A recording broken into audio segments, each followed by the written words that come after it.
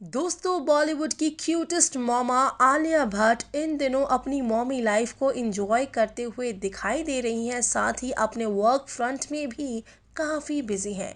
लेकिन क्या आपको पता है आलिया भट्ट डिप्रेशन का शिकार हो गई है? क्या है पूरी बात जानेंगे, लेकिन उससे पहले चैनल को सब्सक्राइब करना बिल्कुल भी मत भूलिएगा। दोस्तों, आलिया भट्ट ने हाल ही में एक इंटरव्यू में बताया है कि वो मां बनने के बाद एंजाइटी से जूझ रही हैं।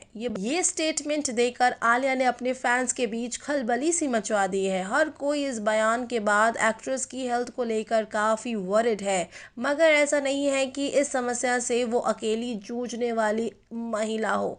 आलिया भट्ट से पहले कई ऐसी फिल्म एक्ट्रेसेस हैं जो डिलीवरी के बाद डिप्रेशन का शिकार हो चुकी हैं। कौन कौन है इस लिस्ट में शामिल जानेंगे, और आलिया भट्ट इस लिस्ट में कैसे हुई शामिल ये भी जानेंगे।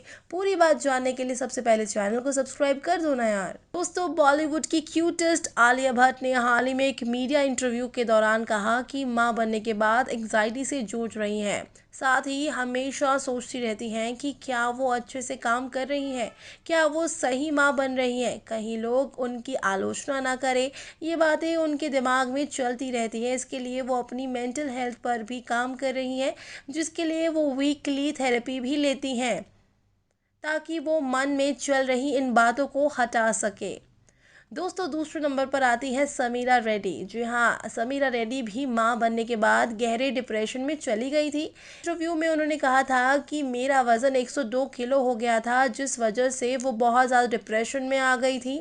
मां बनने के बाद वो पूरी तरह से इंडस्ट्री से डिस्कनेक्टेड हो गई थी। वो ये भी नहीं पता था कि जो उनका बेटा है वो कौन है। अपने बेटे को वो पहचान नहीं पा रही थी। साथ ही उन्होंने ये भी बताया कि उन्हें सब समझने में करीब एक हफ्ता लगा था कि आखिर हो क्या रहा है। दोस्तों, डिलीवरी के बाद डिप्रेशन में तो शिल्पा शेट्टी भी रह चुकी हैं। जी हाँ, उन्होंने एक बयान दिया था। उस वक्त वो भी डिप्रेशन से जूझ रही थी। अदाकारा ने बताया था, पूरा दिन ब्रेस्ट फीडिंग करवाते हो, आपको गाय जैसा महसूस होने लगता है।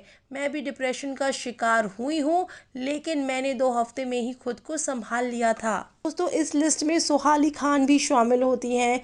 इसके बारे में सोहा कहती हैं कि एक नई माँ को बहुत सारे उतार चढ़ावों से गुजरना पड़ता है।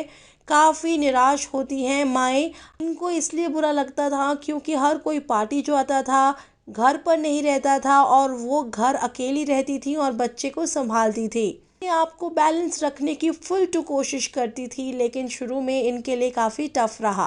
दोस्तों, आप क्या कहना चाहेंगे इन सितारों के बारे में? क्या इनके लिए इतना टफ इसलिए था क्योंकि ये स्टार्स रहे हैं, या फिर इसलिए क्योंकि इनको हर रोज़ पार्टी करने की आदत रह चुकी है और घर पे ये टिकती नहीं थी? तो इस पर आप क्या कहना चाहेंगे दोस्तों? प्लीज़ कमेंट करके अपनी बातें करिएगा, और हाँ, चैनल को सब्सक्राइब करना बिल्कुल भी मत भूलिएगा।